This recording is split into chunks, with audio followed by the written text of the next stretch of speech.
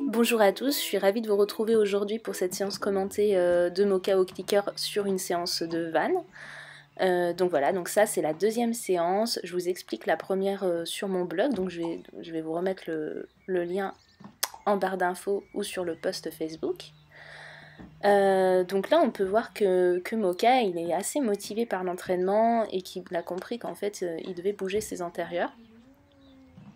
Je viens aussi à l'instant de cliquer le fait qu'il bouge un postérieur.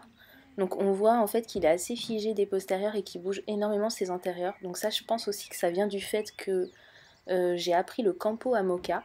Donc le campo qui est la position juste avant la révérence, qui consiste à mettre vraiment les antérieurs étirés vers l'avant.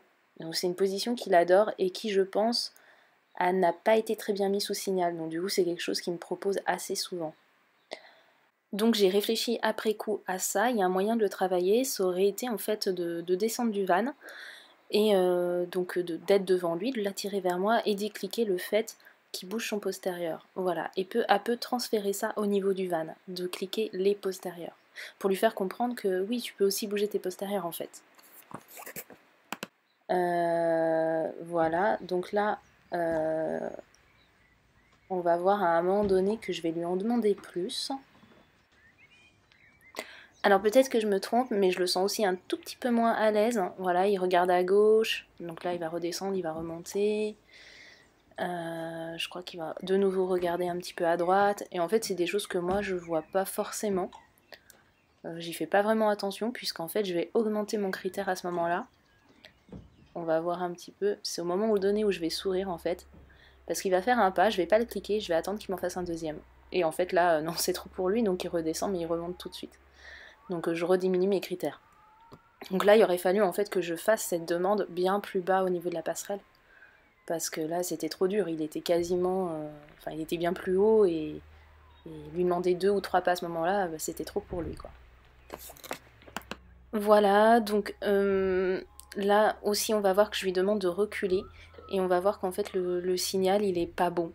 C'est-à-dire que Mocha n'y répond pas très bien, et de manière fluide et sans hésitation.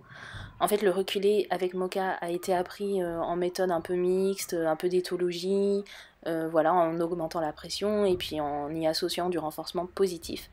Donc ce signal, pour lui, en fait, il n'est pas du tout porteur de quelque chose de plaisant. Et, euh, et du coup, c'est ce qu'on appelle aussi un signal empoisonné. C'est-à-dire que quand on demande ça au cheval, le cheval, il sait plus trop quoi penser. Est-ce que ça va être positif ou négatif? Qu'est-ce qui va se passer? Donc ça serait à retravailler de zéro avec un nouveau signal. Et aussi vient s'ajouter à ça que là il est beaucoup renforcé pour le fait de monter dans le van et que du coup reculer, ça, bah, déjà c'est pas clair pour lui je pense la demande et en plus bah, du coup c'est moins cool quoi, c'est moins sympa. Et du coup l'entraînement se passait vraiment super bien, mais en fait il y a une voiture qui arrivait avec un van qui allait descendre jusqu'ici, il se pleuvait de plus en plus et je me suis dit je vais pas, voilà, il y a beaucoup de distractions qui arrivent. Donc j'ai décidé d'arrêter l'entraînement sur ça. Et autre petite perspective d'amélioration, c'est que moi au niveau du van, je peux me positionner un petit peu plus en arrière. Parce que là du coup j'ai l'impression de lui bloquer un peu le passage. C'est peut-être pas ça, mais ça peut. Donc se mettre plus au fond du van la prochaine fois. Voilà, bah, j'étais ravie de partager cette séance avec vous. À bientôt!